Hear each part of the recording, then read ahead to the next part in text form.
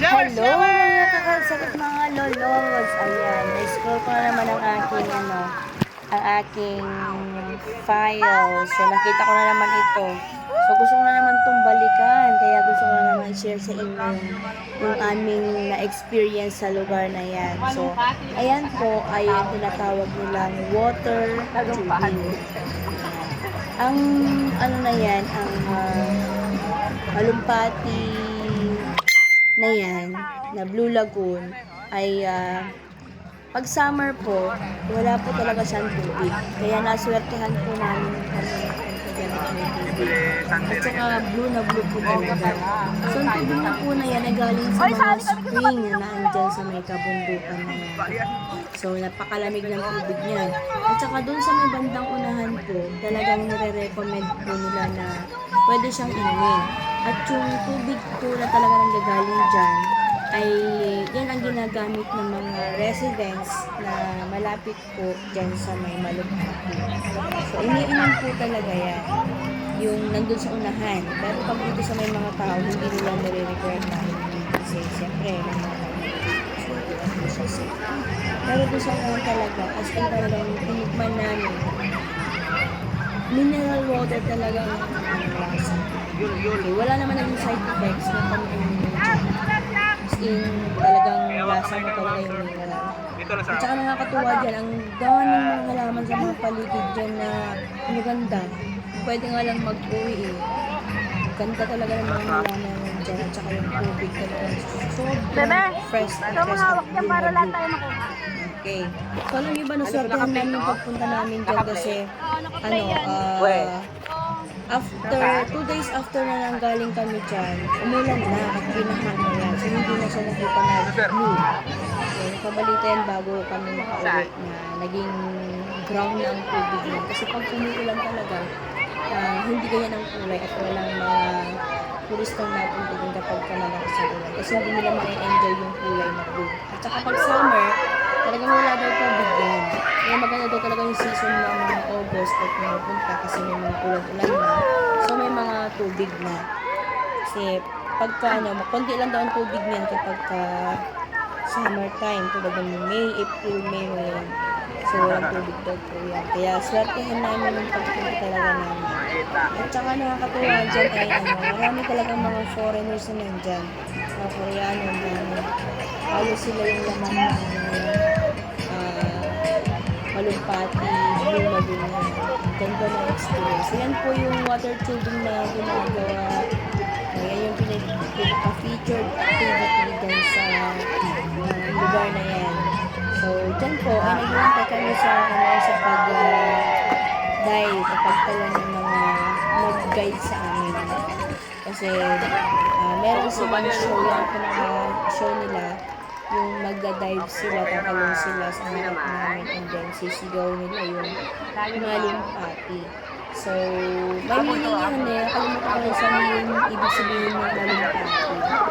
Parang ano pala, sabi, talon pa ate. Yun ang ibig sabihin ng Malumpati. Okay, kasi sila yung mga tumatalon. Yung mga tumatalon dyan, na madalas na wala yung mga kita daw po. Kaya Malumpati. In short, talon ng mga aita. So, pero wala naman kami nakikita mga aita na dyan. Puro naman na, so, yan po yung mga nag-assist sa amin. Yung mababait po yung nag-assist sa amin. At saka, sabi nga nila, nung nag-i-interview ako sa kanila, seasonal lang din daw ang kanilang mga trabaho. At saka, by ano lang din daw sila, by commission. Ilan yung guest na na-assist nila, yan lang daw ang kanilang mga ginagawa. So,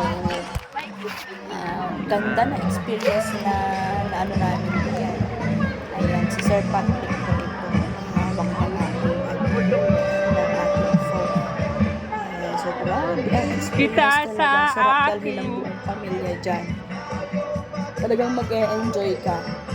Sa paligid pa lang, amazed na ako sa paligid na yan. Very relaxing, talagang very refreshing yung environment mo ay green na green talaga. As in Mabuhay! green na green. So, napakasaya. Okay, so thankful ako na naaya kami ng aking Nang kasamahan dyan. mawala. At siya ang nagdala sa amin dyan. Hindi namin mararating yan kung hindi sa kanya. So, worth it. Hanggang hindi matatawaran ng experience. Ano sasabihin? So, sobrang ganda po talaga. Grow high? Ah, Grow high, kung may malumpati! pagkakataon lang na balikan ko ulit yan, babalikan ko talaga yung lugar na yan. Napakasaya talaga niyan. So, ayan na, nagsisipagtalunan na po sila dyan, kaya po kami nababasa. So, Musta ka na? hindi lang naipakita yung kanilang pagtalon diyan, pero yan ang kanilang pinaka-feature na activity. Okay, hindi mo makukumpleto ang pagpunta mo sa lugar na yan kung hindi mo na-experience yung water tubing. So dati, parang natatakot ako kasi siyempre first time ko yung ganyang activity. Although nakakaranas naman na ako ng iba't ibang activities ng tubig. Pero, ayan ay kakaiba. Safe ka naman dyan. Kasi naka-life vest ka, tsaka may nag-a-assist sa'yo. Yung Blue Lagoon na yan ay malalim po, kaya siya blue. Yan, blue na blue ang tubig kasi malalim na po talaga yung lugar na yan. So, dyan po yung parteng pinagtatalunan nila. Dyan sila nagkakandak ng kanilang pinaka main event na ginagawa kapag kami mga guest. So, maganda po yung abangan mamaya. Feature ko mamaya yung activity nila. So, dahil mga Koreano talaga dyan, sobra. Yan. So, yan po. Paahon na po kami niya. Tapos na yung kanilang pag-dive. Diyan sa harap namin.